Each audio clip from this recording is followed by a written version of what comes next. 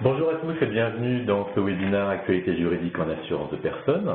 Aujourd'hui, nous allons parler du décret du 30 décembre 2015 et des textes qui ont accompagné la parution de ce décret. Les sujets, bien évidemment, vous le savez, ce sont les dispenses d'affiliation et le chèque santé, les dernières mesures en fait prévues par le gouvernement. On a le plaisir, comme à chaque fois, d'accueillir Pascal Alberola et Florence Samin. Alors Pascal, tu étais absent la semaine dernière pour les problèmes de grippe. Tu es revenu en pleine santé. Tu vas répondre à nos questions. Même à demi-pourcentage, ça devrait y arriver. Et donc Florence, bonjour. Bonjour. Donc le sujet aujourd'hui, c'est donc le décret du 30 décembre 2015. Juste avant de commencer, je voulais vous dire que le support qui vous est projeté lors de ce webinaire est accessible sera accessible au moment où vous vous déconnecterez de la session. La page d'atterrissage sur laquelle vous arriverez vous permettra de télécharger le support au format PDF, donc vous pourrez le récupérer directement. Si jamais vous aviez un souci, n'hésitez pas à nous contacter, on vous l'enverra par mail, bien évidemment. Donc concrètement, l'idée aujourd'hui, Florence, Pascal, c'est d'aborder le sujet de ces dispenses d'affiliation et de ces chèques santé, qui sont des nouveautés sans vraiment l'être, mais qui le sont quand même un peu, et vous allez nous expliquer tout ça. Donc faire un petit point sur le contexte réglementaire. Ensuite, on avait prévu de parler des dispenses d'affiliation, de refaire un panorama des différentes dispenses. Un zoom véritable sur le chèque santé, les modalités, comment ça va s'intégrer dans les dispositifs de protection sociale à partir du 1er janvier. Et puis, on a prévu de répondre à vos questions, soit au fur et à mesure du déroulé de cette webconférence. Et pour cela, en haut à droite de votre écran, vous avez un petit écran de chat. N'hésitez pas à poser vos questions. Lise Rousseau, qui était à la technique aujourd'hui, qui vous a accueilli juste avant le démarrage de ce webinaire, nous posera les questions en fait, qui nous arriveront au fur et à mesure. Si nous avons encore du temps, nous répondrons aux questions-réponses en fin de webinaire. Ce que je vous propose, Pascal, Florence, c'est de démarrer avec le premier sujet, le contexte réglementaire, donc l'article 34 de la loi de financement de la sécurité sociale pour 2016, et puis les décrets d'application. Que s'est-il passé? Alors, on se place dans un environnement juridique qui fait que, on le sait, au 1er janvier 2016, il doit y avoir des frais de santé pour tous. C'est issu de la loi de sécurisation de l'emploi. On a eu un temps pour se mettre en conformité et on savait qu'au 1er janvier, l'ensemble des salariés en France devaient avoir une couverture frais de santé. De ce fait, ça pouvait poser un problème parce qu'on sait que de nombreuses couvertures d'entreprise sont des couvertures de type familial et on pouvait avoir donc des salariés qui seraient couverts de manière multiple. C'est pourquoi la loi de financement de la sécurité sociale de 2016, dans son article 34, a prévu deux modalités. Elle a prévu d'organiser un peu différemment les dispenses, qui sont un système qu'on connaissait déjà, et elle a prévu également d'organiser soit à travers ces dispenses, soit de manière exclusive, ce qu'on appelle communément le chèque santé, c'est-à-dire le versement à la place d'une couverture frais de santé d'un chèque qui équivaut à la participation de l'employeur. Donc l'idée, en fait, c'est d'éviter les effets de bord, de manière générale.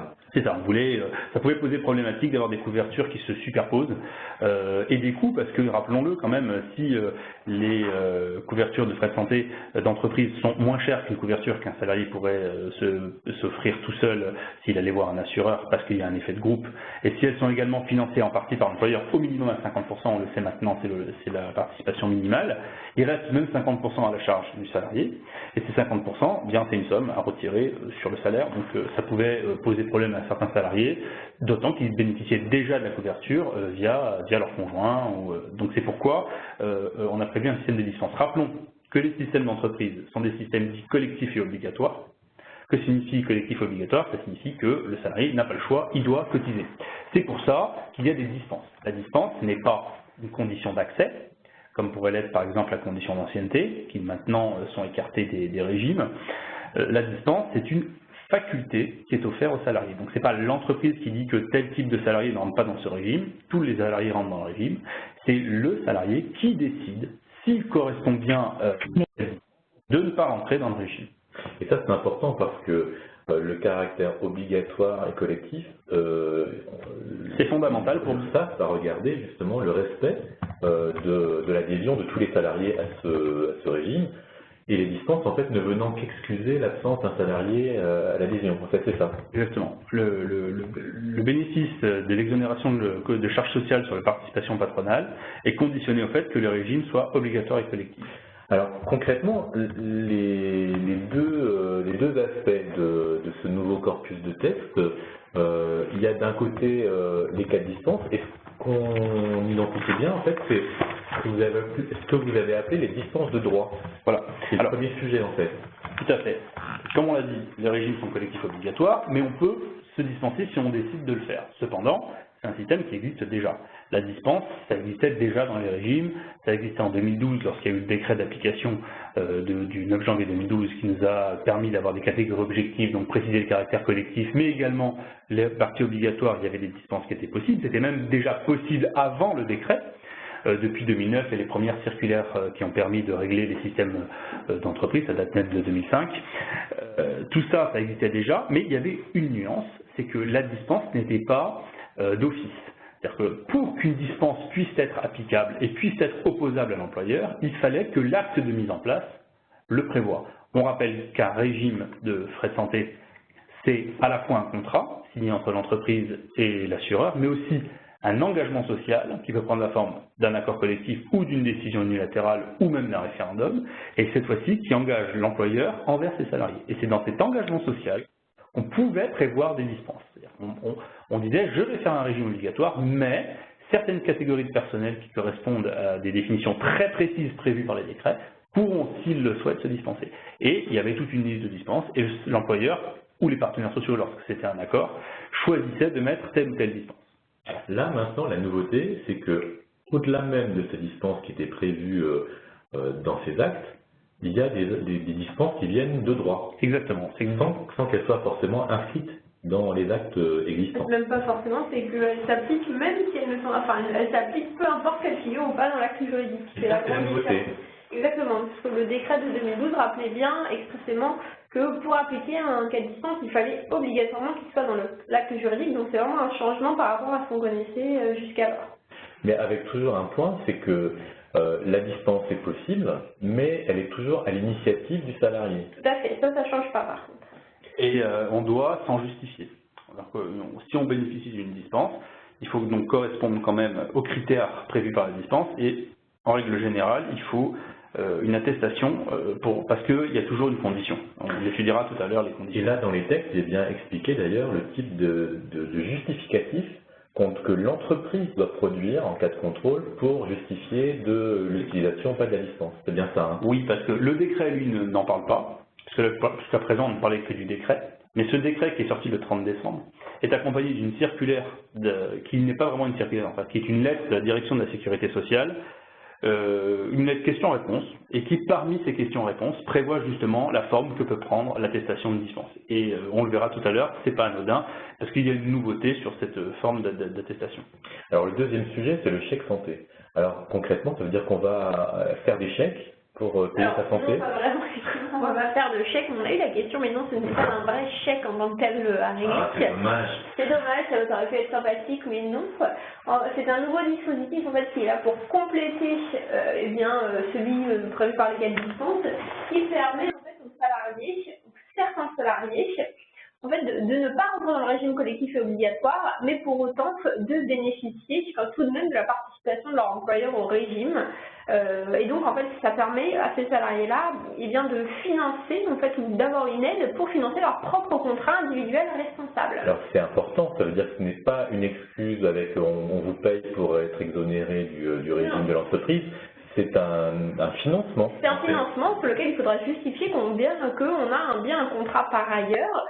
On rentrera un peu plus dans le détail de ce chèque santé, donc qui peut en bénéficier et selon quelles modalités, mais les principales modalités, c'est sous réserve quand même de justifier que j'ai quelque chose en face, et donc la participation va servir à ce financement. Alors bien évidemment, on ne pourra pas contrôler que le salarié dépense bien exactement cette somme pour le contrat, mais on va dire l'idée du législateur, c'est de toute façon, il doit utiliser sa rémunération dans sa globalité, dans son ensemble, pour payer son contrat. Donc si vous voulez, ce sera inclus dans le global. On va faire deux choses sur ce chèque santé. Premièrement, ce que vient de dire Florence est tout à fait exact, parce qu'on se place dans le chèque santé applicable dès aujourd'hui.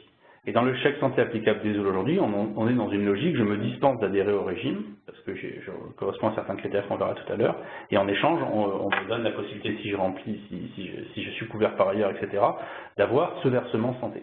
Mais il y a une autre forme que peut prendre ce chèque santé qui n'est pas encore applicable aujourd'hui, qui sera applicable plus tard, si c'est mis en place par accord de branche, on le verra tout à l'heure, c'est ce qu'on appelle les chèques santé exclusifs, c'est-à-dire qu'à l'exclusion du régime, certaines branches peuvent prévoir qu'il n'y aura pas de régime frais de santé, qu'à la place, il y aura uniquement un régime de versement de chèques. Alors, c'est pas encore applicable aujourd'hui, on verra ça plus tard. Donc on verra ça tout à l'heure. Moi, ce que je comprends derrière ces deux mesures, c'est que, de manière générale, le législateur a essayé d'être assez pragmatique pour simplifier les choses, mais bizarrement, et je pense qu'on va le regarder dans le détail, l'application ne va pas être particulièrement simple pour les entreprises. Alors effectivement, le dispositif consiste en fait à un petit peu borner en fait l'ensemble de la généralisation de la complémentaire santé. Certains points sont des évolutions, peut-être certaines améliorations effectivement, mais c'est pas pour autant que c'est forcément plus simple pour les entreprises à gérer. Alors ce que je vous propose, c'est qu'on passe directement aux affiliations, aux dispenses d'affiliation.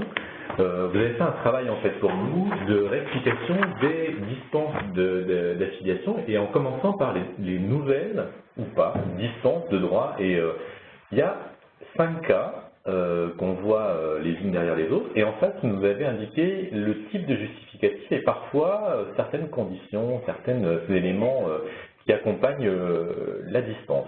Alors là, donc, à nouveau, c'est dispense de droit, donc elle s'applique peu importe qu'elle soit ou pas dans l'acte juridique, donc ça suppose bien qu'effectivement on ne va pas refaire les actes juridiques pour inclure ces cas de dispense. Elles sont de droit, elles s'appliquent de toute façon. Après, rien ne nous empêche à l'occasion de la mise à jour de votre acte juridique de les inclure dedans, pourquoi pas, mais en soi, on ne va pas refaire son acte juridique, rien que pour inclure ces dispenses de droit qui vont s'appliquer de toute façon. Donc ça, c'est déjà quelque chose d'assez simple, on peut se dire, on n'a pas à refaire forcément nos actes juridiques. Tout en sachant qu'en plus, de toute façon, dans le cadre de la période transitoire avec le contrat responsable, c'est pas forcément la bonne idée, c'est de refaire son acte juridique dans l'immédiat.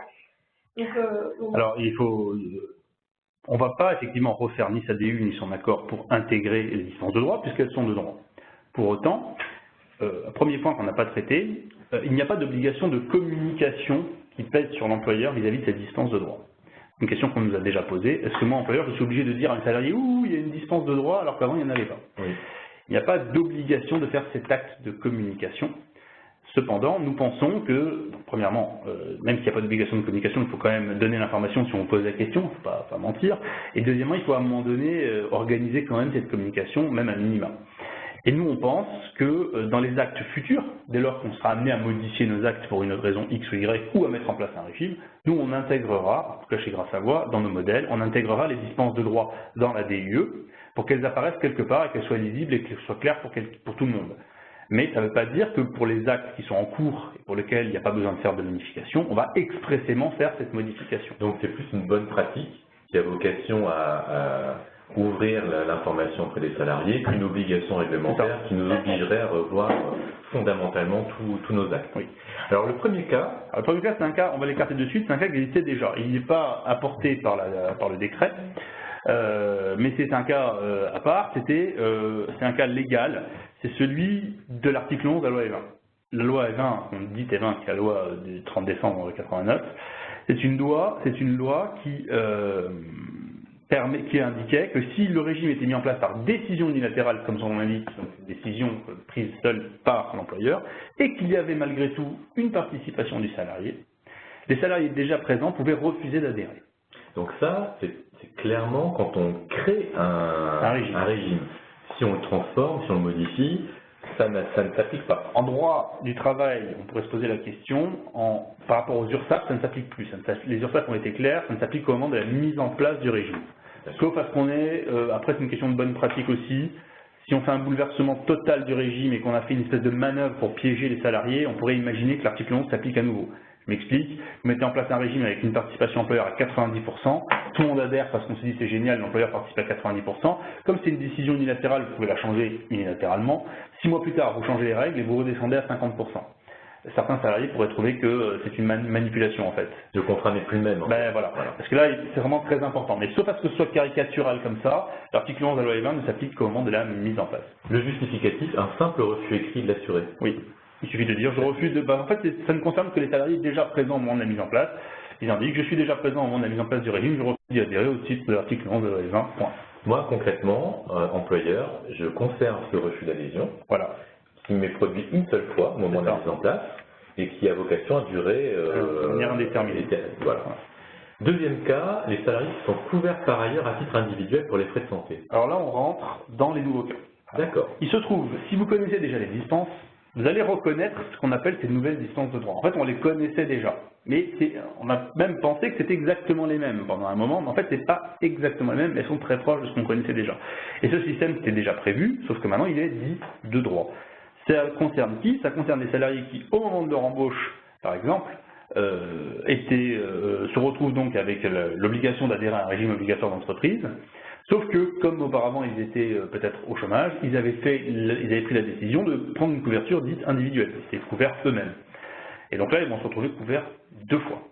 Donc là, comme le législateur ne veut pas qu'on se retrouve, on l'a dit en début de séance, avec des doubles couvertures et des doubles coûts, on permet aux salariés dans cette situation de ne pas adhérer au régime d'entreprise, quand bien même la dispense ne serait pas prévue. Et dans ces cas-là, il conserve son produit individuel jusqu'à échéance, et à échéance de ce produit individuel, il bascule dans le régime obligatoire automatiquement. Alors, c'est vrai que la semaine dernière, Florence nous disait que quand j'ai une couverture à titre individuel, je peux demander à mon assureur en fait de résilier en cours d'anticiper, exactement, au moment de mon embauche ou lors de la mise en place des garanties, mais toutefois ce n'est pas toujours possible. L'assureur n'est pas obligé d'accepter une résiliation anticipée qui est hors des termes qui sont prévus par le contrat d'assurance. Donc, ce cas de dispense-là, en fait, permet de pallier en fait, au refus des assureurs de résilier hors des termes du contrat, et donc permet aux salariés en fait, finalement, de ne pas être obligés de cotiser 2 fois, donc au régime collectif obligatoire de l'entreprise et au régime à son propre régime individuel qu'il ne peut pas résilier avant sa prochaine échéance. En revanche, la prochaine échéance, il doit s'arranger pour résilier dans les formes son contrat individuel, autrement la dispense ne s'applique plus. Non, tout à fait, c'est une seule fois, ce cas de dispense, on vous laisse le temps de résilier votre contrat, mais on ne vous laissera qu'une seule chance. Au-delà, eh bien, ce sera tant pis, eh bien, si le salarié n'a pas été suffisamment diligent, à ce moment-là, il restera coincé ou il devra cotiser 2 fois. Alors concrètement, ça veut dire que, alors je vous repose toujours la même question, moi employeur, je dois récupérer l'attestation d'affiliation individuelle ou une attestation sur l'honneur, et à échéance du contrat individuel souscrit par ce salarié, je l'affilie. Exactement. Parce que l'attestation va indiquer la fin de la période, doit indiquer la fin de la période. Alors c'est là qu'on doit faire une parenthèse avant de continuer, c'est sur ces fameuses attestations. Jusqu'à présent, et c'est toujours possible, on exigeait, pour pouvoir bénéficier des dispenses, une attestation officielle, c'est-à-dire une attestation de l'employeur, si c'est pour une couverture par ailleurs, ou de l'assureur. Dans le cas d'ici, ça pouvait être une attestation de l'assureur, puisque c'est un produit individuel. Et cette attestation ne doit pas comporter grand-chose, mais essentiellement le fait qu'il y a une couverture qui est offerte par tel assureur, pour le nom de l'assureur, et qui se termine à telle date, et c'est suffisant. La circulaire du 29 décembre 2015 indique que les attestations n'ont pas de forme précise à avoir et qu'elles peuvent prendre toute forme, donc, y compris celle d'une attestation sur l'honneur. Et que donc les attestations sur l'honneur sont possibles. C'est exactement les termes de la lettre circulaire. Il faut quand même être un peu précis dans l'attestation. Il faut simplement, l'attestation doit simplement comporter les informations que je viens de vous donner, c'est-à-dire le nom de l'assureur, le nom de la personne qui est couverte, et la fin de la période d'assurance. Le motif aussi peut-être de dispense. Alors en l'occurrence non, parce que c'est juste une attestation de l'assureur. Ça c'est quand on est dans le cas. En revanche, si on est sur le cas d'une attestation sur l'honneur, on peut indiquer je souhaite donc bénéficier de la dispense qui est offerte par le décret. Mais bon, c'est pas indispensable. Je suis couvert, je ne veux pas adhérer, et ça rentre dans un cas des cas de dispense et c'est bon. Et là c'est intéressant parce que cette attestation sur l'honneur, elle peut donc être produite simplement sur une feuille blanche signée par le salarié. Et ça change un petit peu la donne. Autrefois, on exigeait tout de même pour une preuve en fait. Voilà. Et ça compliquait les choses. Alors que là, c'est fait dans une idée de simplification. Mais on va le voir pour d'autres formes de dispense, notamment pour la dispense, l'avant-dernière dispense, celle où je suis couvert par un autre employeur ou au titre d'un autre emploi. Le numéro 4. Voilà. On verra que ça peut être compliqué parce que finalement les gens vont pouvoir se distancer assez facilement. Et il y a un point qui n'a pas été pris en compte par le législateur ou mal pris en compte, c'est que ces régimes, on souhaite qu'ils soient équilibrés et on souhaite arriver facilement à les gérer. Or, si les salariés entrent et sortent dans les régimes plus facilement qu'auparavant, sur une simple attestation sur honneur, parfois on peut imaginer que l'honneur étant une notion extensible, certaines personnes même mentent, c'est impossible. On pourrait donc avoir des personnes qui sortent du régime alors qu'ils ne sont pas habilités à le faire, et ça pourrait déséquilibrer les régimes. Quitte d'ailleurs à ce qu'avec une attestation sur l'honneur, elle ne soit plus couverte, ce qui va contre l'esprit de la couverture généralisée. Exactement. Et d'ailleurs, on a eu une question la semaine dernière sur ce point-là. Moi, employeur, qu'est-ce que je fais avec un salarié qui s'est dispensé, avec une attestation sur l'honneur, et qui au final, un gros pépin parce qu'il n'est pas couvert? Est-ce que j'ai une obligation particulière? Alors non, il n'y a pas d'obligation particulière, mais socialement, c'est très compliqué de dire à un salarié de se débrouiller, parce que financièrement, il peut se retrouver dans une situation avec un reste à charge très important. Et même si vous avez effectivement tout ce qui est, on va dire d'un point de vue très juridique et de droit, mais pour autant, donc socialement, ça peut être un potentiel on va dire de conflit dans l'entreprise, du fait que l'entreprise refuse d'aider un salarié qui se retrouve dans une situation financière compliquée, alors même que effectivement il avait attesté, mais encore faut-il qu'il ait compris ce à quoi il avait attesté, ce à quoi il avait renoncé, et il pourra toujours tenter d'aller sur le terrain du défaut d'information de l'employeur. Malheureusement, il faudra que l'entreprise prouve qu'elle a correctement informé le salarié, ce qui est une démonstration qui est souvent très difficile. Alors, du coup, moi, j'ai entendu dire la semaine dernière que la direction de la sécurité sociale prévoyait d'encadrer un peu le modèle de l'attestation sur l'honneur, justement pour éviter les problèmes de compétition, mais également pour avoir les informations nécessaires et suffisantes pour pouvoir encadrer la dispense. Est-ce qu'on a des nouvelles? Est-ce que c'est toujours d'actualité? On a vu le projet, mais il est ignoble. Donc du coup, il est mal fait, mal rédigé. Ils l'ont fait sortir pour que les gens fassent leurs remarques, et je pense que c'est un premier jet. Ils n'ont pas manqué de le faire. Oui, voilà. Mais effectivement, il est prévu. C'est assez antinomique d'ailleurs, parce qu'on vous dit qu'il y a une simple attestation sur l'honneur suffit, et en même temps on vous dit dans la même phrase, dans le même circulaire, qu'on va vous mettre un modèle type. Donc il est prévu un modèle type qui servira simplement d'inspiration. Il n'y a pas de forme particulière. Et effectivement, ils sont en train de réfléchir, mais ils mélangent tout dans ce modèle type. Ils ont mal conçu. Donc concrètement, dispense de droit, la première, les employés qui avaient déjà une couverture par ailleurs au moment de la mise en place. Voilà. Deuxième chose, les salariés qui, au moment de la mise en place toujours, ou au moment de leur embauche, étaient couverts à titre individuel. On leur laisse le temps de se retourner pour qu'à échéance de leur contrat, ils puissent revenir dans le régime collectif et obligatoire. Troisième cas, les bénéficiaires d'une aide de l'État, en fait. Ou d'une aide à l'acquisition d'une complémentaire santé ou de la CMU-C. Voilà. Si vous êtes, du fait de votre situation, bénéficiaire de la CMU complémentaire ou d'une aide à la complémentaire santé, et que vous trouvez un emploi, vous pouvez, exactement de la même manière que pour les personnes qui ont une couverture à titre individuel, continuer de conserver cette aide jusqu'à l'échéance du contrat, et avant de rentrer dans le régime qui malgré tout reste un régime obligatoire. On est quasiment dans le même cas que la dispense numéro 2, mais ça vise des contrats aidés. Alors du coup, ma sempiternelle question, moi, employeur, qu'est-ce que je dois réclamer? Pareil, vous devez réclamer, soit vous réclamez l'attestation officielle de l'assureur, soit vous réclamez une simple attestation sur l'honneur, parce que c'est suffisant. Alors, la position chez Gras Savoie, parce qu'il a fallu qu'on se positionne sur ce sujet, ça a été de dire que nous continuons à conseiller aux entreprises de demander des attestations officielles. Parce que le texte de la circulaire dit « une attestation sur l'honneur suffit ». Donc, un salarié pourrait demander à être dispensé, vous mettre la circulaire sous le nez et dire je vous atteste sur l'honneur que je suis couvert par ailleurs par la CMU-C et mon attestation sur l'honneur suffit puisque le texte le dit. Et c'est vrai. Donc, ça pourrait suffire. Mais pour autant, ça interdit de continuer de demander des attestations officielles.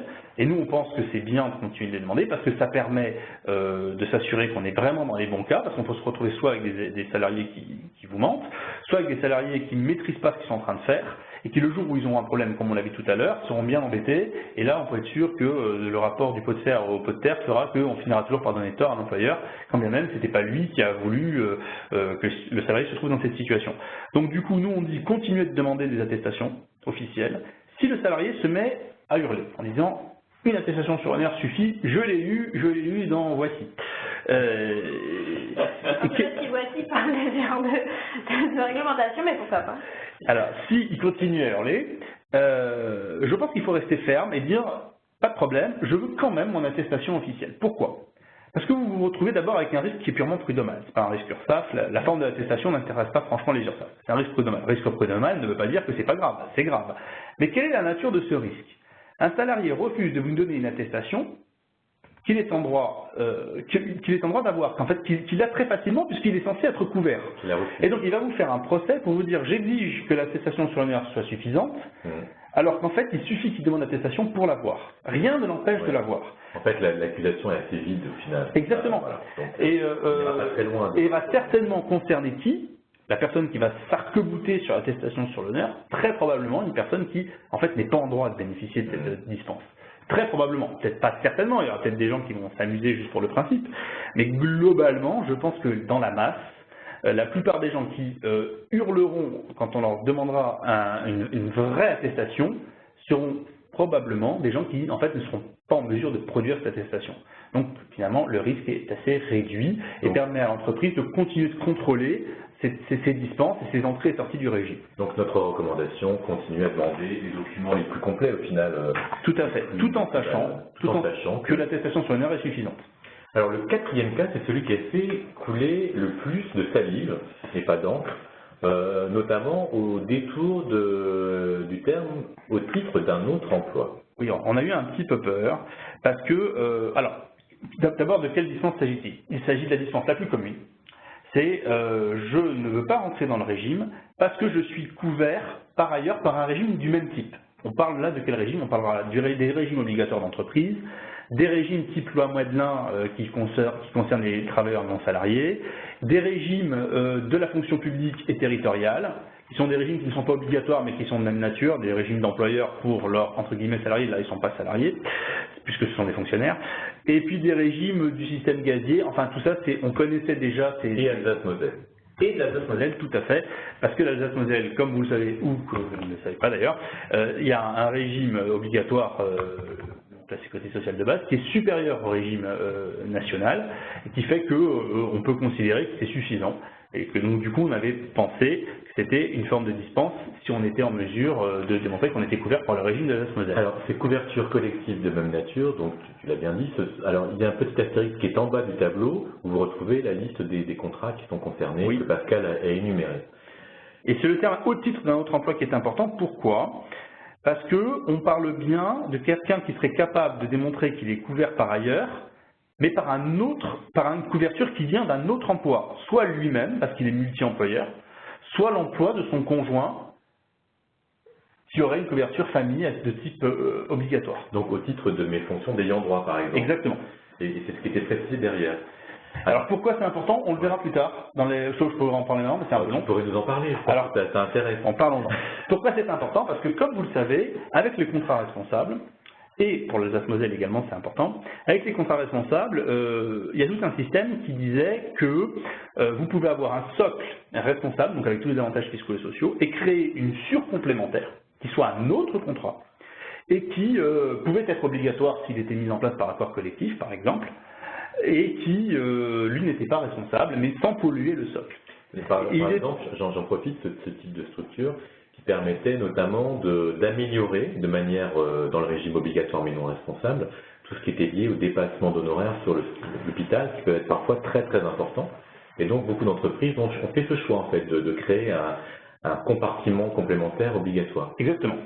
Exactement. Et il était important pour l'équilibre de ce compartiment supplémentaire qu'il fût également obligatoire, parce que sinon, si on fait un régime purement facultatif, on risque d'avoir de l'anti-sélection. Donc certaines entreprises souhaitaient que ce régime également soit obligatoire, même s'il n'avait pas les avantages fiscaux et sociaux, mais ce n'est pas incompatible.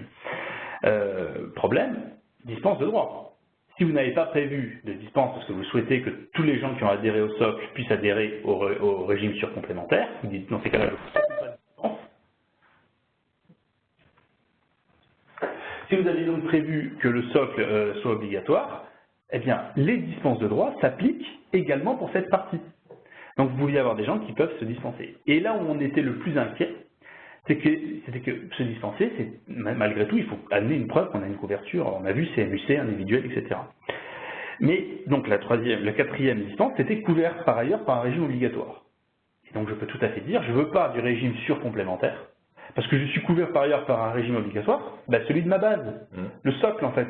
Et donc c'était suffisant. Mais non, effectivement, mais non, parce que le texte qui régit les dispenses de droit dit bien que pour pouvoir être dispensé, il faut être couvert par un régime obligatoire, certes, mais au titre d'un autre emploi. Donc, or, vous ne pouvez pas utiliser votre socle pour vous dispenser de la surcomplémentaire. Donc concrètement, où je choisis un employeur avec tout son régime obligatoire, la base des options obligatoires, ou un autre. Exactement. Mais je ne peux pas faire à la carte, je choisis le régime de base qui est dans mon entreprise, plus l'option chez mon conjoint. C'est ça. Et l'autre sujet, c'était l'Alsace-Moselle.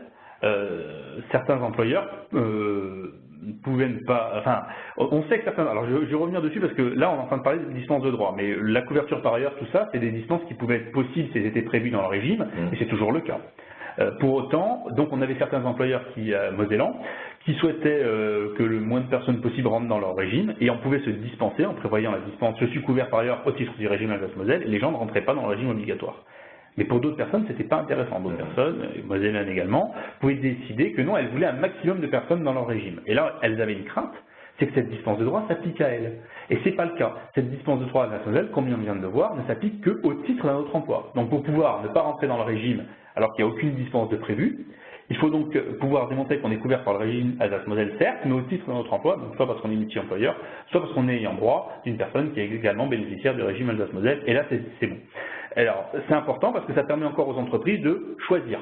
Si elles veulent qu'un maximum de personnes se dispensent de leur régime, eh bien elles prévoient la dispense qui n'est pas la dispense de droit, qui est l'ancienne dispense, et celle-ci, elle n'est pas spécifiquement au titre d'un autre emploi, donc elle pourra permettre à tous les salariés de rentrer ou pas dans le régime. Ils élargissent le champ. Exactement. Et si l'entreprise décide de contrôler très précisément le nombre d'entrées et sorties et qu'elle veut qu'il n'y ait pas de sortie, en fait, elle peut donc utiliser elle peut savoir que le régime dispense de droit, au titre de l'Alsace-Moselle, lui n'est possible qu'au titre d'un autre emploi, et donc ça lui permet d'éviter les sorties intempestives.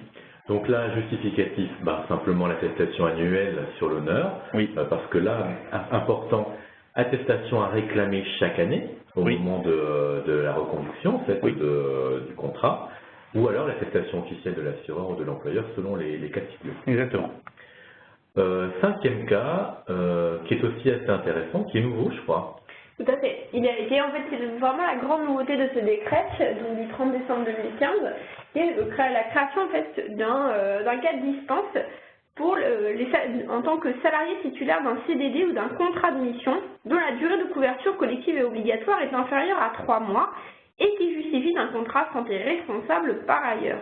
Alors, ce cas de dispense, il est de droit, donc il n'a pas à figurer dans votre acte juridique pour être applicable, il va s'appliquer quoi qu'il arrive et sous réserve que le salarié le demande. C'est quoi la philosophie en fait derrière cette Alors, ici, ce cas de dispense, en fait, notamment, on peut souligner qu'il marche en binôme avec le chèque santé. Oui. Déjà, c'est déjà quand même un cas de figure assez important.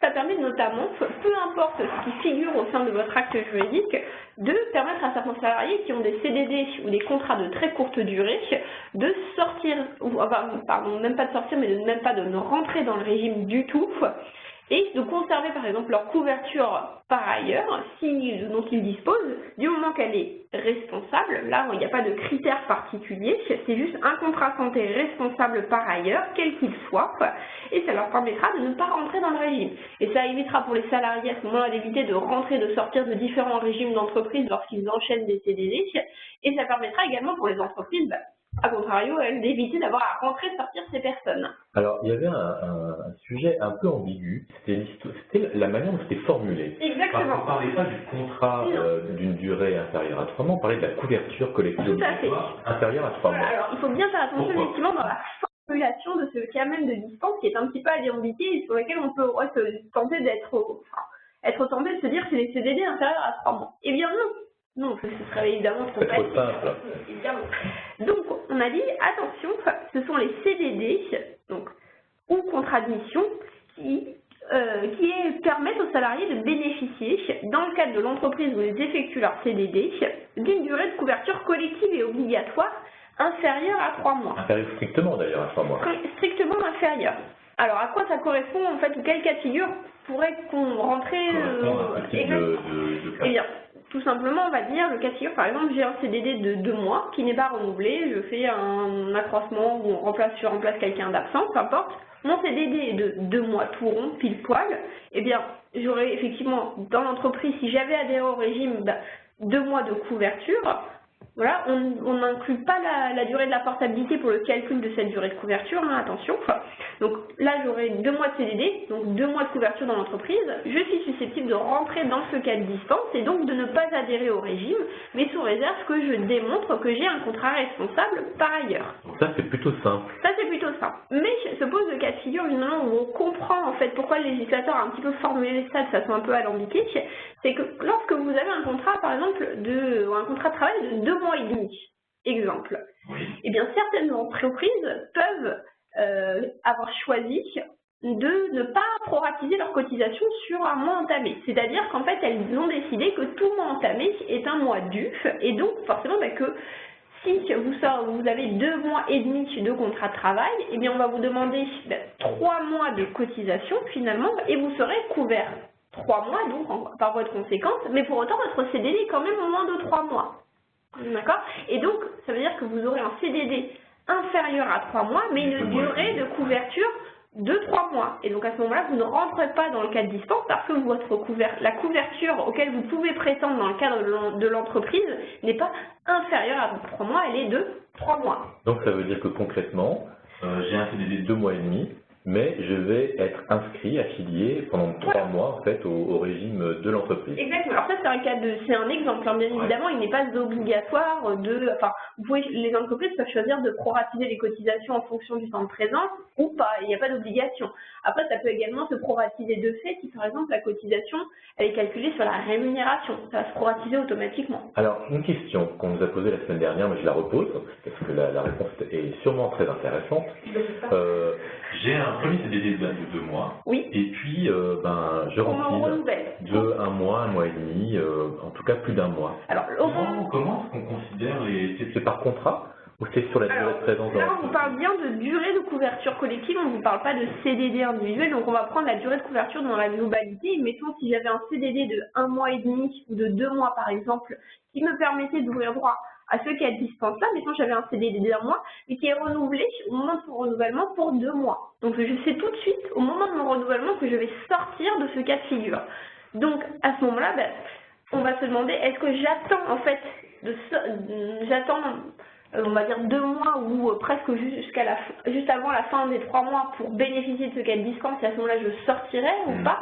Alors ici, on a réfléchi, on s'est dit que finalement on appliquerait un peu la même règle qu'on appliquait jusqu'alors pour quand on basculait d'un CDD de moins de 12 mois à un CDD de plus de 12 mois. Mais on n'a pas de certitude vraiment là-dessus. On en a parlé un petit peu avec nos avocats il n'y a pas longtemps, et on pense que ce qui compte, c'est la durée de la couverture, vraiment. Donc vous signez un premier contrat d'1 mois et demi. Donc vous êtes inférieur à 3 mois de couverture. Donc vous choisissez de vous dispenser. Et puis dans la foulée, vous en signez un deuxième de 2 mois. Donc à nouveau, vous avez la possibilité d'avoir une couverture inférieure à 3 mois. Eh bien, on pense que vous pouvez continuer de bénéficier de la dispense et ainsi de manière répétée, sauf qu'on ne peut pas aligner 50 000 CDD d'affilée, quoi. Donc, normalement. Donc globalement, là, ce qu'on va faire, c'est que ce qu'on va regarder, c'est la durée de couverture. Si vous avez une première durée de couverture qui est inférieure à 3 mois et que vous choisissez de vous en dispenser, parfait. Ensuite, vous faites un nouveau CDD dans la foulée, et à nouveau, ça vous donne, on regarde la durée de couverture qui va vous être offerte à ce moment-là. Comme vous avez choisi de vous dispenser la première fois, il n'y a pas de cumul, vous n'allez pas atteindre les 3 mois, évidemment dans la mesure où le deuxième CDD ne vous fait pas atteindre 3 mois de couverture. Et dans ces cas-là, vous pouvez continuer de vous dispenser. D'accord, donc vous n'êtes pas d'accord sur mon approche? Non, on n'est pas d'accord. Alors c'est qu'on appelle ça concrètement, ce qui va se passer, c'est que... On a décidé qu'on ferait comme ça. Concrètement, ce qui va se passer, c'est que je pense qu'il y aura une circulaire qui viendra expliquer ce genre de... Après, il faut juste se poser... En tout cas, le débat se pose. Exactement, la question se pose, ça c'est vraiment un cas qui n'est pas tout à fait encore tranché. Et là, honnêtement, vous aurez un peu tous les cas de figure qui vont se poser et un peu toutes les hypothèses qu'on peut retenir. Ce que j'en retiens, moi, c'est que si un de mes salariés demain vient avec sa dispense de droit et me demande d'être affilié, le moindre risque, c'est de l'autoriser à se dispenser. En l'absence ou en silence des listes, oui. Ce sera assez compliqué de toute façon pour un contrôleur en staff de comprendre ce mécanisme, et pour un salarié qui rentre dans ce système, ça marchera bien. Et comme on ne peut pas cumuler les CDD, la question ne se posera pas 50 000 fois, elle pourra se poser au moins 2 fois. C'est vrai que ce sujet est délicat.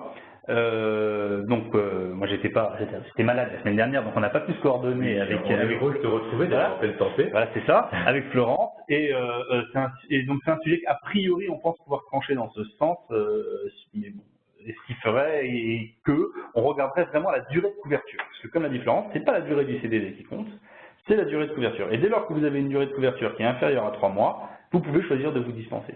Alors, il y a un point quand même qui est important et que Florence soulignait la semaine dernière, c'est que il faut quand même avoir un contrat responsable. Exactement. Donc, ce n'est pas n'importe quelle dispense, il y a forcément un... Il y a une condition.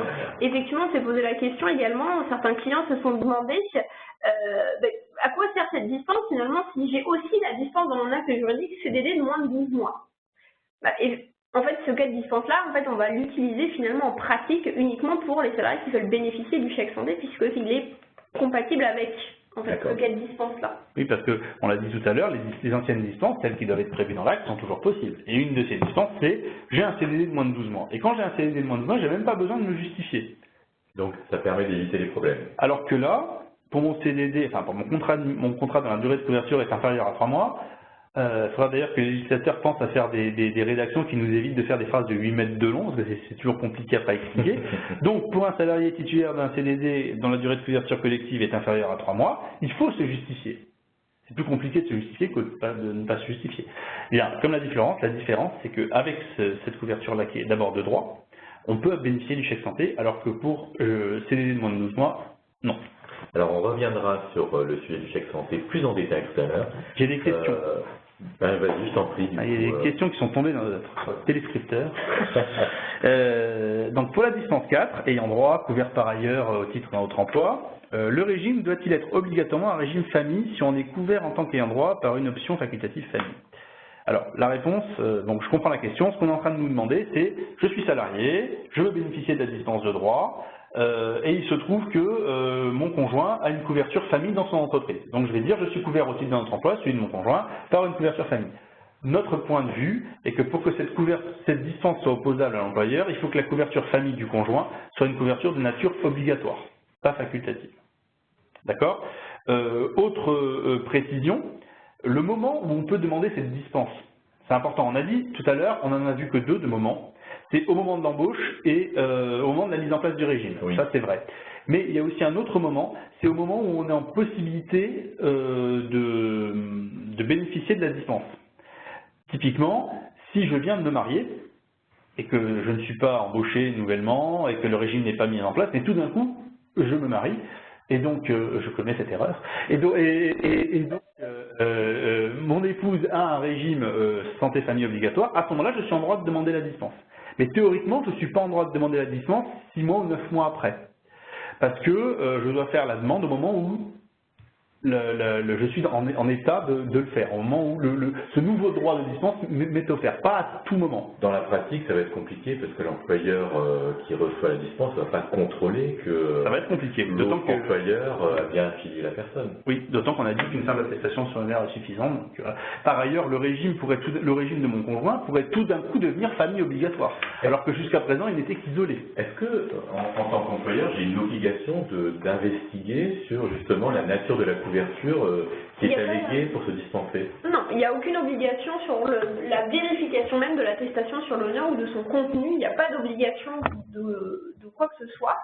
Après, il faut être plus ou moins, la circulaire indique plus ou moins ce que doit contenir l'attestation sur l'honneur à ce jour, c'est un petit peu vague. Après, elle doit préciser quel type de couverture, si c'est une couverture d'entreprise, depuis quelle date, quel type de structure, adhésion des ayants droit obligatoires ou autre dispositif, la date de fin d'échéance de la couverture, si c'est un contrat individuel pour lequel je ne peux pas résilier, si là c'est le dernier cas de dispense, que c'est déjà bien un contrat responsable, si c'est pour le chèque santé, je dois produire un document qui atteste que j'ai bien quelque chose. Donc, si vous voulez, c'est toujours après on aura peut-être un cadre un peu plus défini, peut-être un peu plus précis avec le modèle SAFA, mais qui n'est toujours pas définitivement sorti. Et par ailleurs, la lettre circulaire disant qu'une simple attestation sur l'honneur est suffisante, on ne pourra jamais reprocher à l'employeur d'avoir une simple attestation sur l'honneur. Donc concrètement, moi ce que je comprends, et vous allez me détromper si je me trompe, c'est que sur cette dispense de droit, on va créer en fait une nouvelle obligation administrative en fait de gestion des justificatifs pour les entreprises qui n'avaient pas prévu auparavant de dispense facultative qu'elles pouvaient intégrer dans leur DU. Et une deuxième obligation, c'est que à défaut de présentation de cette attestation qui est sur l'initiative du salarié, moi, employeur, je dois affilier obligatoirement le salarié. Tout à fait. Le seul raisonnement, c'est toujours la dispense, c'est à l'initiative du salarié. Si le salarié ne vous produit pas le justificatif adéquat, eh bien vous l'affiliez. Effectivement, le système d'attestation peut quand même présenter un léger intérêt, c'est que si on est un peu dans l'embarras au milieu d'un contrôle URSSAF, sauf que les attestations sont plus faciles à produire. Exactement. Une attestation sur le coup, c'est toujours un petit peu plus facile à produire. Alors, il y en a une autre question, je vois, est-il possible qu'un salarié bénéficie de la CMU en cours de contrat de travail? Et dans ce cas, peut-on autoriser un salarié à sortir du régime de l'entreprise? Alors moi, je vois que c'est le cas numéro 3. Oui, mais la question étant en cours de contrat de travail. La précision, c'est tout d'un coup, il se met à bénéficier de la CMU alors que jusqu'à présent, il était dans mon régime. Oui. Eh bien, je pense que oui. C'est ce qu'on a dit tout à l'heure, il y a 3 moments où on peut demander les régimes, les dispenses. C'est la fin de la phrase, c'est ou de la date d'effet de ces couvertures. Voilà. C'est soit au moment de la mise en place, soit au moment de l'embauche, soit au moment de la date d'effet de ces couvertures. Et si tout d'un coup on se met à bénéficier de la CMU-C, alors on a le droit de demander. Alors après, la question, c'est une question de souplesse, c'est combien de temps je considère que c'est la date d'effet. Pendant combien de temps je considère que c'est la date d'effet? Est-ce que c'est 1 mois après, 1 mois et demi, 2 mois? On peut être un petit peu souple, mais il ne faut pas non plus 6 mois après. Oui, parce que c'est une question en fait. Combien de temps, moi, salarié, j'ai pour demander la dispense en produisant mon attestation entre le moment où j'ai le droit de produire une attestation et puis le moment où l'employeur doit l'accepter? Alors, on va dire, il peut un certain temps. Un certain temps, après Merci. 1 mois, 2 mois, c'est quand même un temps vraiment largement suffisant pour au moins demander la dispense. Après, je demande la dispense et après, derrière, on peut me demander des justificatifs que je peux mettre un certain temps à produire. Mais il faut quand même au moins, vous avez l'information, en fait, vous avez l'information, attendre 1 mois pour la produire, c'est quand même déjà un long moment où vous faites rien, quoi. Donc, En fait, ça va aussi dépendre de la façon dont vous avez communiqué sur le sujet. Plus il est clair que les salariés savaient que les dispenses de droit étaient un bénéfice pour eux, plus vous pouvez être sévère sur le temps, moins vous avez communiqué sur le sujet. Je dirais que par une espèce de compensation morale, il serait bon d'être un peu plus souple sur le temps qu'on peut laisser aux salariés pour faire leurs demandes. Alors, ce que je vous propose, c'est que vous nous avez fait on a entendu quelques questions sur les dispenses de droit. Alors, donc les CDD renouvelés successifs, il faudra juste finaliser un petit peu qu'est-ce qu'on pense exactement, parce que c'est encore un petit peu, c'est pas forcément super clair. Donc la condition de 3 mois est-elle de base sur un CDD de 4 mois qui démissionnerait pour un CDI au bout de 2 mois? Serait-il dispensé?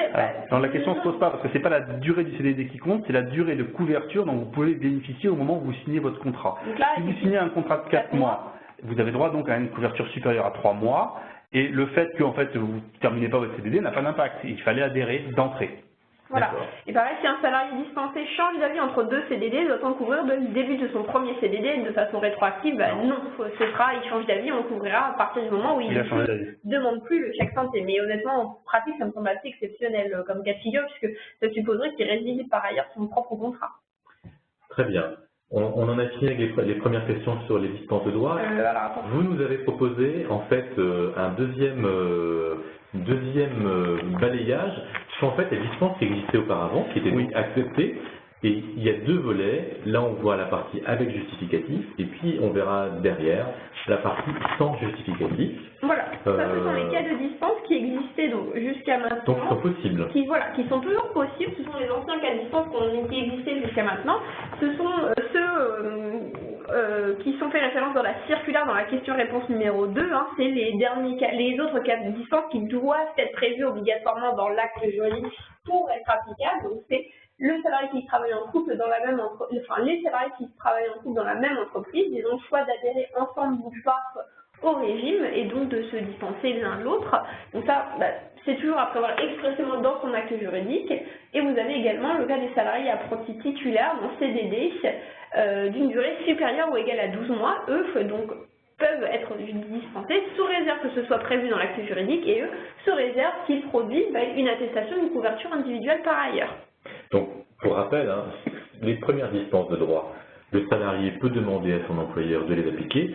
Celles-là, si elles ne sont pas dans l'acte, d'ailleurs, elles ne peuvent pas s'appliquer. Elles ne s'appliquent pas. Ça, on reste sur les anciennes règles qui sont issues du décret de 2012, peuvent être dispensées. Donc à l'époque, c'était une possibilité, mais il fallait expressément le prévoir en ce sens dans son acte juridique. Quel est le bon conseil en fait? Est-ce que moi, employeur, je dois plutôt ajouter ces deux dispenses pour justement rééquilibrer les dispenses de droit? Et par exemple, pour les CDD de moins de 12 mois, tout à l'heure, tu disais, si vous avez ça dans votre acte, au final, vous allez plutôt utiliser cette dispense-là plutôt que la dispense qui demande un justificatif. Alors après, tout dépend si vous avez le chèque simple, si vous voulez. Là, honnêtement, la gestion des dispenses, bon, déjà, vous allez avoir gérer obligatoirement les dispenses de droit. Si vous n'en aviez aucune jusqu'à maintenant, bien finalement, rajouter en surplus des cas de dispenses pour vous, si vous voulez, ça vous rajoutez une contrainte de gestion. D'accord. Éventuellement, peut-être dans ces cas-là, peut-être rajouter des cas de dispenses qui ne supposent pas de justificatif, par exemple. Et même si elles ne supposent pas de justificatif, elles vont générer du travail, puisque vous allez avoir des salariés qui vont se manifester pour demander la dispense. Donc c'est un traitement administratif plus lourd. Soyons clairs, sur le plan assurantiel et sur le plan du risque URSSAF, moins il y a de dispenses, mieux c'est. Très bien. Sur le plan social, vous pouvez intégrer des dispenses parce qu'il y a une demande de vos salariés. Donc vous devez équilibrer, l'entreprise doit équilibrer ces deux choix. C'est si je veux prendre zéro risque et qu'en plus j'ai pas envie de m'embêter, pas de dispense. Mais si j'ai un poids social qui fait que j'ai des demandes fortes et que je dois répondre à cette demande parce que c'est important pour mon entreprise, alors je commence à, ou par rapport à mon activité aussi, alors je peux commencer à intégrer des dispenses. Alors, les dispenses qui ne nécessitent pas, qui sont possibles, mais qui ne demandent pas de justificatif, il y en a aussi deux. Voilà, c'est les salariés apprentis bénéficiaires d'un contrat à durée déterminée ou d'un contrat de mission d'une durée inférieure à 12 mois. Eux, ils peuvent être dispensés sans aucune forme de justificatif. Et vous avez les salariés travaillant à temps partiel ou les apprentis dès lors que leur rapport de cotisation est supérieur ou égal à 10% de leur rémunération brute et qu'elle n'est pas prise en charge par l'employeur. Donc ça ne suppose aucun justificatif, mais il faut les appliquer, il faut les prévoir pour son acte juridique. Et la philosophie de ce deuxième cas, c'est en fait éviter que la charge de la complémentaire santé obligatoire soit trop lourde par rapport à la rémunération de la personne. Exactement, tout à fait. Alors, vous avez fait aussi un petit balayage sur les impacts pour les entreprises. Et là, il y a quelques points que vous avez soulevés. Oui. Le premier, c'est le choc de complexification. Et oui, parce que c'est la logique du moment. Il faut qu'on rende les choses plus complexes pour les entreprises. Et donc, on s'est dit, une entreprise jusqu'à présent qui souhaitait mettre des dispenses, eh bien, il fallait qu'elle le prévoie. Et une entreprise qui ne voulait pas gérer les attestations et tous les cas de dispense, elle pouvait s'en exonérer. Eh bien, c'est terminé. Même si vous n'avez pas envie de devoir vous taper les attestations de dispense, eh bien, vous allez devoir le faire, puisque dorénavant, ces dispenses sont de droit. Alors, c'est vrai que ça part d'une bonne idée. On offre la possibilité aux salariés de se dispenser, et c'est même pas la peine de modifier sa DUE, ou son accord, donc on se dit c'est plus simple. Mais in fine, si moi, entreprise, je ne voulais pas gérer les attestations, ben maintenant, je vais être obligé de le faire. Qu'est-ce que ça veut dire gérer les attestations? Déjà, ça veut dire demander aux salariés une attestation sur l'honneur ou une vraie attestation d'assureur. Il faut la stocker. Comme tu l'as dit tout à l'heure, il faut renouveler tous les ans cette demande, parce qu'un contrôleur staff qui arrive, qu'est-ce qu'il veut? Il veut que le régime soit collectif et obligatoire. Si les gens ne sont pas dans le régime, il va dire pourquoi monsieur X n'est pas dans le régime? Parce qu'il est dispensé. Prouvez-moi qu'il est en droit d'être dispensé. Vous avez bien une attestation dans votre armoire magique, et vous ouvrez l'armoire et vous sortez toutes vos attestations. Alors, au-delà de, tu dis, vous devez redemander l'attestation. Non, je dois affilier d'office si je n'ai pas reçu l'attestation l'année d'après. Oui, tout à fait. Deuxième point, la question du quand. Alors oui, jusqu'à présent, pour certaines attestations, pour certaines dispenses, notamment la dispense couverte par ailleurs, etc., on avait la possibilité de ne pas les mettre. Comme on avait la possibilité de ne pas les mettre, si je les mettais, je pouvais les mettre en étant plus restrictif.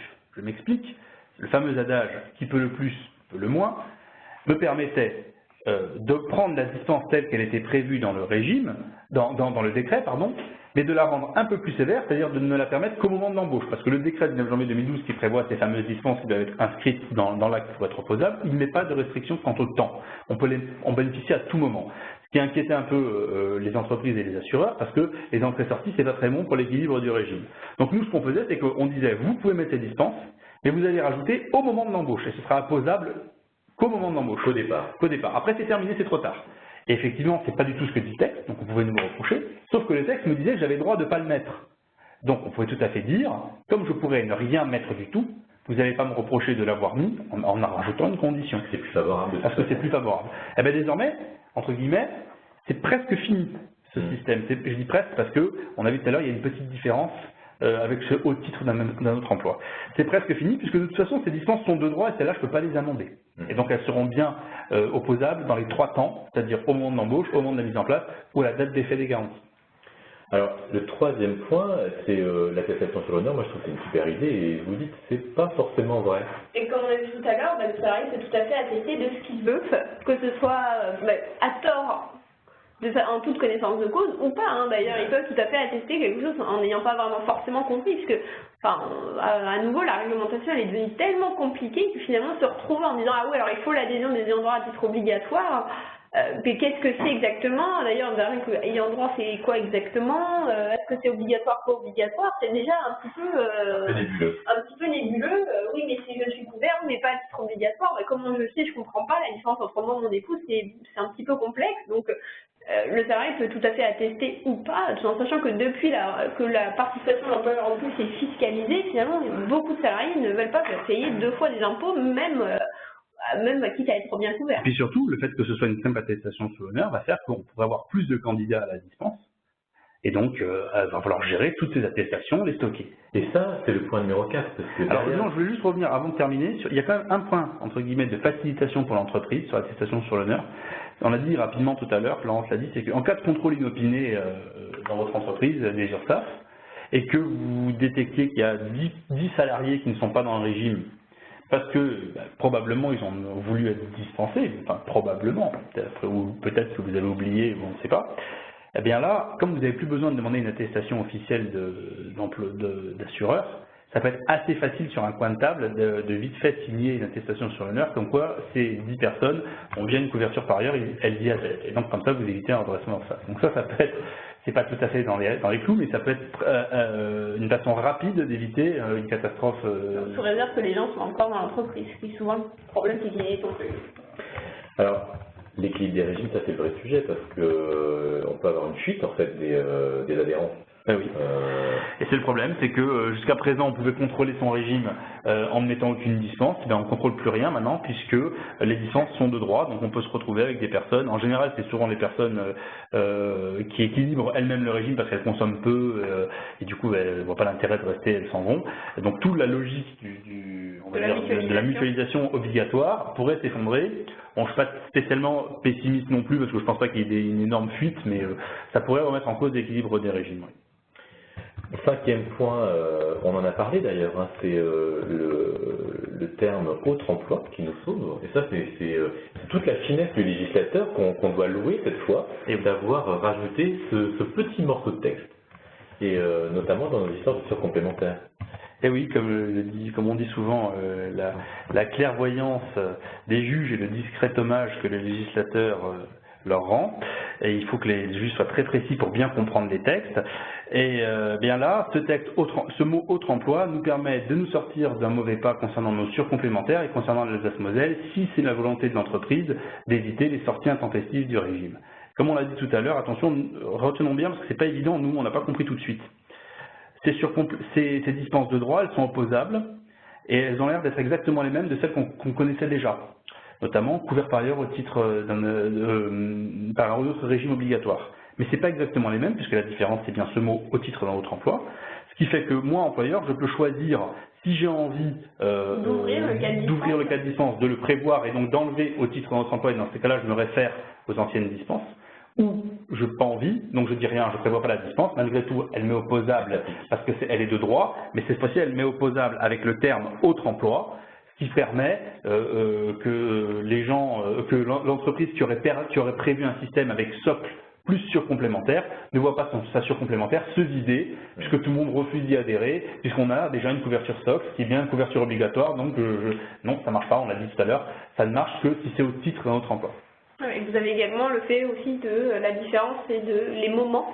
Auparavant, l'ancienne réglementation prévoyait les demandes à tout moment, et là, on a vu les dispenses de droit sont quand même conditionnées à 3 moments essentiels, c'est-à-dire la mise en place des garanties, l'embauche et, pour certains cas, la prise d'effet des couvertures, ce qui était un peu plus strict que ce qui existait auparavant, puisque c'était à n'importe quel moment, sauf si vous vouliez vous-même l'encadrer, comme l'expliquait Pascal tout à l'heure. Sachant qu'en précisant bien, hein, la prise d'effet de ces garanties, de ces couvertures, c'est la mienne, donc dans l'entreprise concernée, mais également celle de le contrat auquel je fais référence pour me dispenser de me faire couvrir.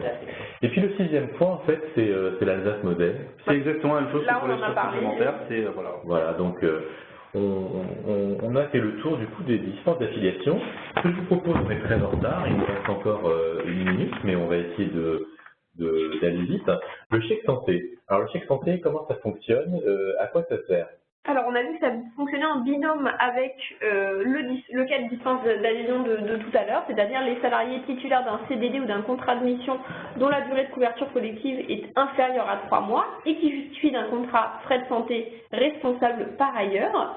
À ce moment-là, ils pourront donc sortir du régime, mais ils pourront également demander le bénéfice du chèque santé, donc qui correspond en fait à une ligne sur le bulletin de salaire, qui en lieu et place de la participation de l'employeur habituel et de la cotisation du salarié qu'on connaît pour les autres salariés.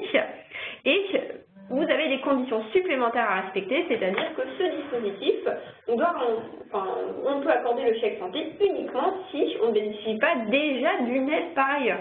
Et notamment, ça va être le cas des salariés qui bénéficient de la CMU-C et de l'aide à l'acquisition de la complémentaire santé, c'est-à-dire que l'employeur ne va pas les aider à financer un dispositif qu'on leur a déjà aidé à financer, si vous voulez. Donc c'était le 3e cas de dispense qu'on a vu de dispense de droit. Exactement. Que là, pas de chèque santé. Non, pas de chèque santé, puisque vous ne pouvez bénéficier que d'une seule aide à la fois. Idem pour une autre couverture collective obligatoire. Mettons, je suis employeur, j'ai plusieurs employeurs, je demande à être dispensé d'un des régimes parce que j'ai un court CDD, donc j'ai mes 2 emplois.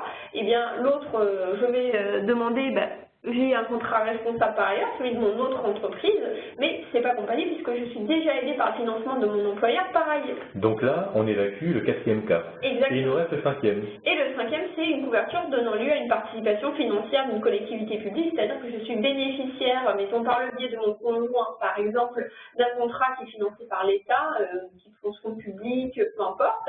À ce moment-là, on ne va pas me donner en surplus une autre aide, c'est une seule aide à la fois. En fait, ce qu'on doit retenir, c'est que le versement du chèque santé, il y a 2-3 obligations. Premièrement, je dois avoir une couverture inférieure. Je dois avoir d'abord bénéficié de la dispense spécifique couverture inférieure à 3 mois. La 5e dispense qu'on a vu tout à l'heure. Deuxièmement, je dois avoir un contrat responsable. Et troisièmement, ça ne doit pas être un contrat aidé. Parce que le seul aide que je peux avoir, c'est ce chèque santé. Un contrat aidé, quelle que soit la forme de l'aide. Et ça, c'est applicable depuis le 1er janvier 2016. Exactement. Et c'est la petite différence avec l'autre chèque santé.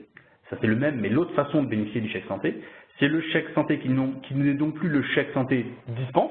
On a dit, Florence l'a bien dit, ce chèque santé, il est obligatoire par ailleurs d'avoir bénéficié de la dispense spécifique des CDD donnant une couverture inférieure à 3 mois. Donc ça, c'est le chèque santé dispense. Et il y a également le chèque santé exclusion, mais c'est pour le futur, on ne va pas l'aborder là, je vais faire très très vite, simplement pour vous dire que le législateur a prévu que certaines branches organisent, parce que c'est des branches très spécifiques par rapport à l'activité, mais nous, on a des clients comme ça, c'est des activités très saisonnières, et donc a prévu qu'il y a énormément de salariés en CDD, et dans ces cas-là, il n'y aura pas de régime de frais de santé, il n'y aura que ce système de financement chèque santé, et il est un peu plus ouvert que simplement pour les CDD donnant une couverture inférieure à 3 mois. Là, très bizarrement, pour que ce soit simple et qu'on ne se noie pas, là on ne fait plus référence à la durée de couverture, mais on fait bien référence à la durée du CDD qui doit être inférieure à 3 mois. Mais c'est juste pour qu'on s'embrouille un peu. Et voire même, il rajoute même les cas des salariés à temps partiel, même en CDI, dont la durée du travail est inférieure à 15 heures par semaine. Donc à nouveau, on comprend bien ici que le législateur offre la possibilité aux branches de prévoir des cas de figure légèrement différents, avec des modalités légèrement différentes, peut-être pour les reconnaître, on ne sait jamais. Mais ça, ce sera au niveau des branches de le faire, donc on ne rentrera pas forcément dans le détail ici, parce que ça n'existe pas encore pour l'instant. Dans un webinaire à suivre. Une question quand même, on est bien d'accord que le chèque santé se demande par le salarié. C'est comme le cas de quand il se demande, tout à fait, il se demande. Il n'est pas systématique. Non. Si le salarié ne demande rien, je ne donne rien. Exactement. Alors comment ça se calcule? On va aller vite, puisqu'on est en retard. Ça se calcule, vous devez avoir une somme qui correspond à la contribution que vous auriez perçue si vous aviez bénéficié par l'employeur, si vous avez bénéficié de la couverture. Et le texte vous explique, c'est assez simple, même moi qui suis nul en maths, puisque j'ai fait du droit, c'est que je suis nul en maths, j'ai compris. Globalement, on proratise. Au nombre d'heures travaillées dans le mois. Si vous avez on proratise par rapport aux 35 heures. Donc c'est assez facile. Temps de présence dans l'entreprise. Et il y a un coefficient multiplicateur qui correspond au bénéfice que vous n'avez pas eu de la portabilité. Parce que c'est vrai, on a dit tout à l'heure, Florence a dit, pour bénéficier de la dispense, il faut avoir une couverture inférieure à 3 mois. Inférieure, hein, pas égale. Hein. Voilà. Et pour savoir la durée de cette couverture, on ne prend pas en compte la portabilité. Du coup, admettons que vous aviez décidé de ne pas bénéficier de cette dispense et d'être couvert. Vous avez donc 2 mois de couverture, mais 2 mois de couverture, comme on le sait, ça donne droit encore à 2 mois de portabilité, ça fait 4 mois. Donc pour ne pas pénaliser les gens qui ont choisi de bénéficier de la dispense, on a décidé, une fois qu'on leur a calculé le montant de la participation, de faire un coefficient multiplicateur qui est de 125% pour les CDD, qui permet de rajouter de l'argent pour payer l'équivalent portabilité. Voilà, c'est compenser un peu la précarité. Et vous avez effectivement le cas des 105% pour un CDI, qui lui ne s'applique évidemment pas tout de suite. Lui, il ne s'appliquera que lorsque les branches, comme on a vu, c'est notamment pour les salariés qui ont moins de 15 heures par semaine. Mais c'est donc c'est un cas de figure qu'on n'applique pas tout de suite. Voilà. Exactement. Alors vous avez pris un exemple pour montrer un peu comment ça se calcule. Donc là, dans l'hypothèse, mon employeur contribue au financement de ma complémentaire santé mensuellement à hauteur de 20 €. Oui, alors on aurait donc une cotisation qui serait de 40 €, puisqu'on le sait, les participations d'employeurs doivent être au minimum de 50%. On a un salarié qui travaille 35 heures par semaine à temps plein, dans le cadre d'un CDD de moins de 3 mois, un CDD de 2 mois, on va dire par exemple. Et donc dans ces cas-là, il peut demander la dispense, puisque ça ne lui donne pas une couverture complémentaire d'au moins 3 mois. Comment on va calculer le chèque santé? Alors, il a la dispense, il demande le versement du chèque santé, parce qu'il a une couverture responsable par ailleurs non aidée. Et je travaille à temps plein. Oui.